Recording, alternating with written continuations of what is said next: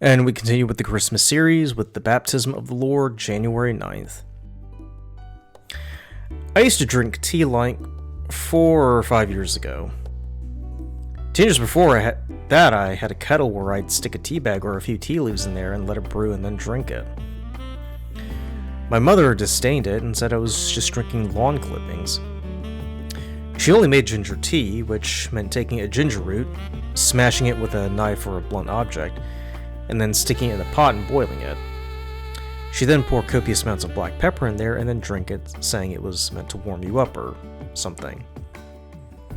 But I liked drinking tea from a kettle and could never understood why she was vehemently opposed to it. I remember as a child she bought this orange tin of jasmine tea, composed of those shriveled blackened leaves that you put maybe a few in the pot and then stir it and then drink it afterwards.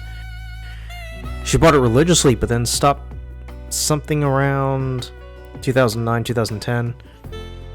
I never understood why. When I was working at State Farm back in 2016 or 2017, I wrote a business policy for a tea shop in Waxhaw called Uptown Tea Shop. Once the policy had been issued, I drove all the way to Waxhaw to hand deliver it, and, as it was office custom, and found myself in a large house with a tea shop to the left.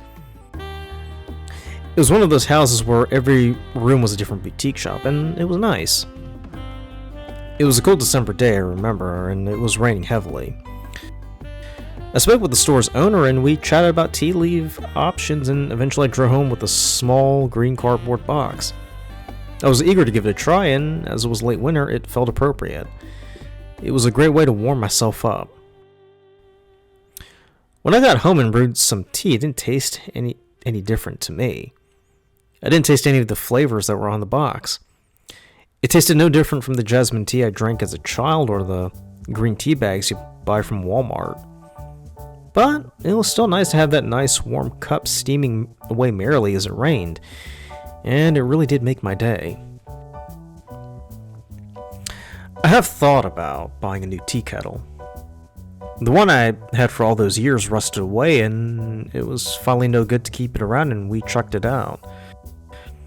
The only thing is that now I don't drink tea as much as I did back then.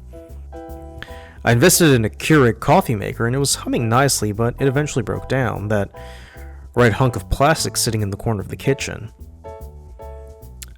I did want my occasional cup of coffee, and I love buying those little pods for coffee, tea, and cider, but once the Keurig died, I just stopped. I then invested in a metal French press, and so far it's holding up. It's pretty low tech, that's for sure, but I find myself in the same spot as I was with the tea.